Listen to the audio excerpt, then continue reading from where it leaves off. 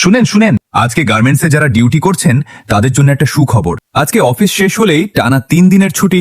সত্যি কথা বলতে এত তাড়াতাড়ি 3 দিনের ছুটি পাবো এটা অনেকেই ভাবিনি। তাই আজকে অফিসে কাজের চেয়ে খুশির পরিমাণই বেশি। কেউ ব্যাগ গুছিয়ে ফেলেছে, কেউ বাসের টিকিট কনফার্ম করেছে, কেউ আবার সকাল থেকেই শুধু ঘড়ির দিকে তাকিয়ে আছে। আর কতক্ষণ, কখন ছুটিটি হবে। আজকে গেট খোলার পর মনে হবে 100 মিটার দৌড় প্রতিযোগিতা শুরু হয়েছে। কেউ গ্রামের পথে, কেউ নানা বাড়ি, কেউ শ্বশুর বাড়ি, কেউ বন্ধুর বাসায়, আর কেউ বলছে আমি কোথাও যাচ্ছি না, 3 দিন শুধু ঘুমাবো। তবে একটা কষ্টের কথাও আছে, ছুটি তো পেলাম কিন্তু অনেকের এখনো বেতনই হয়নি। এখন অবস্থা এমন, মন বলছে ঘুরতে যা আর পকেট বলছে চুপচাপ বাসায় বসে থাক। আচ্ছা, আপনাদের কার কার বেতন হয়ে গেছে আর কারা এখনো অপেক্ষায় আছেন কমেন্টে লিখে জানান। আর একটা কথা, আপনি এই 3 দিনের ছুটিতে কোথায় যাচ্ছেন?